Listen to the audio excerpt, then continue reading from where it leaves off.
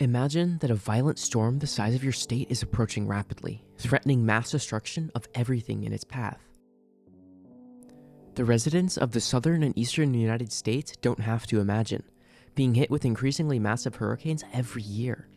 One of the biggest concerns during these events is infrastructural damage, since homes and businesses will no longer have access to reliable electricity, as well as essential services and hospitals, which absolutely require power to deal with the chaos effectively. Utility companies know this, and they take a lot of steps to minimize power loss during disasters. They have plans to restore it as soon as possible once they're over. Though you may be wondering, how exactly do they do this? How can you prepare for such extreme events?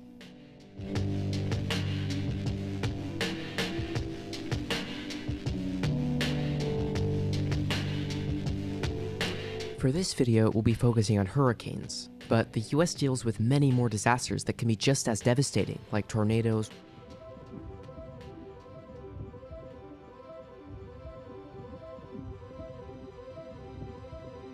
wildfires,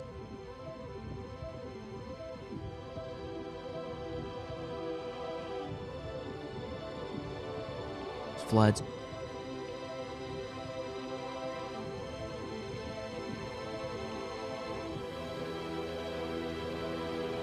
winter storms,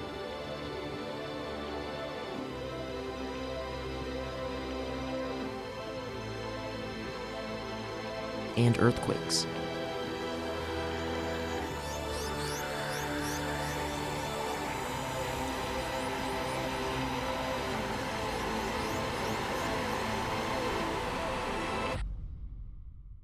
All of which utilities need to be prepared for in different ways.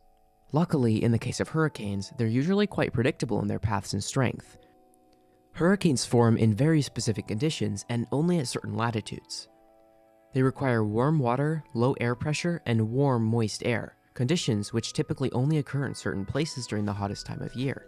The storm forms when warm, humid air flows upward due to low air pressure. The water in this air forms into clouds, curving as they rise due to Earth's rotation. The warmer the air, the more energy the storm has, and thus, the stronger it becomes. Hurricanes are rare, requiring all of the above conditions to be perfect in order to form. However, climate change has increased global temperatures by significant amounts.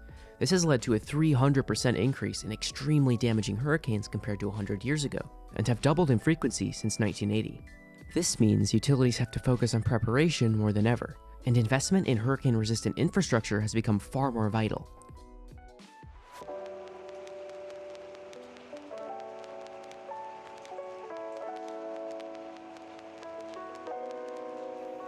To understand how utility companies respond to hurricanes, let's look at a real example.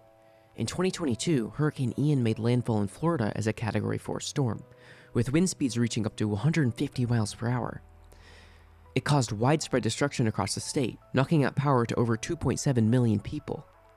Despite the scale of the damage, power was restored to about 95% of affected customers within 8 days.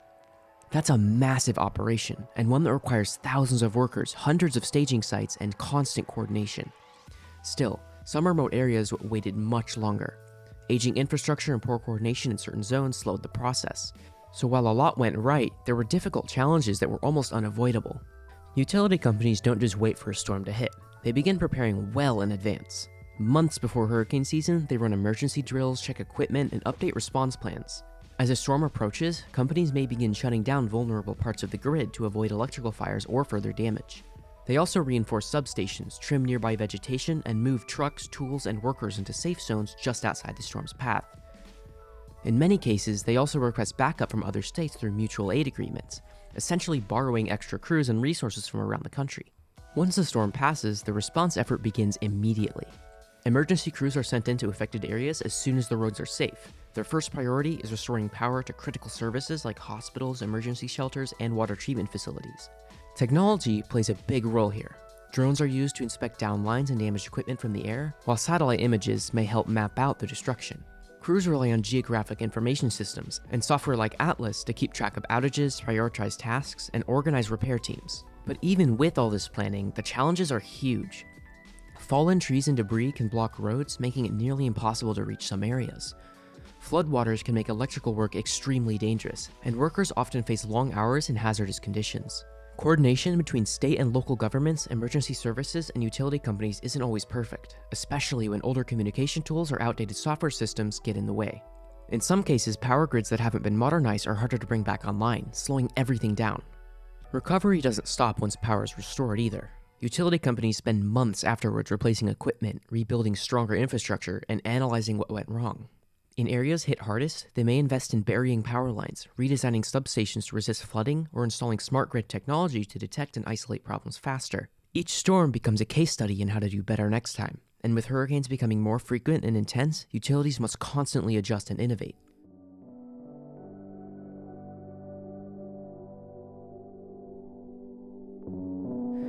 When hurricanes hit, time becomes the most valuable resource. The faster you can assess damage, the faster you can restore power. And in many cases, that can mean the difference between life and death.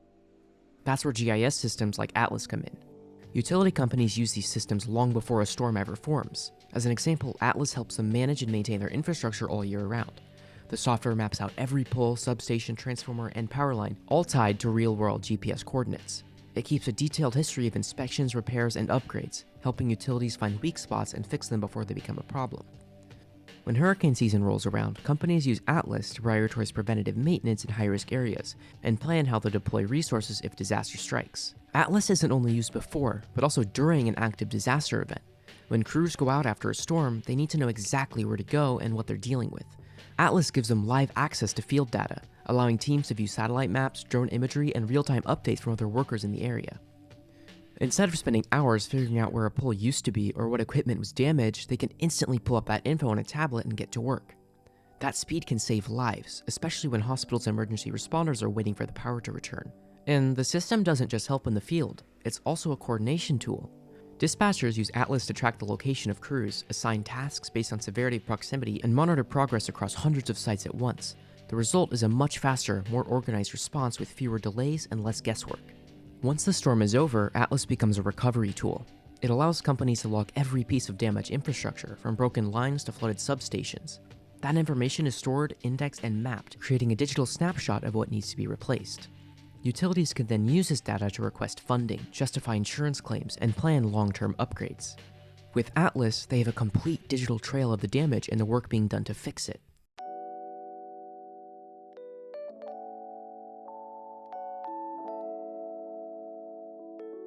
So, as you can see, a lot is done to mitigate the damages of these storms. New technology is constantly being developed specifically for this, and utilities are always finding new ways to make things just a bit better. The truth is, we can't control nature. The planet throws things at us that we aren't always ready for. We just have to do our best to prepare for these events, and come together as a community to get through them. If anything, natural disasters reveal the true nature of humanity, force us to let go of everything else, and be there for each other.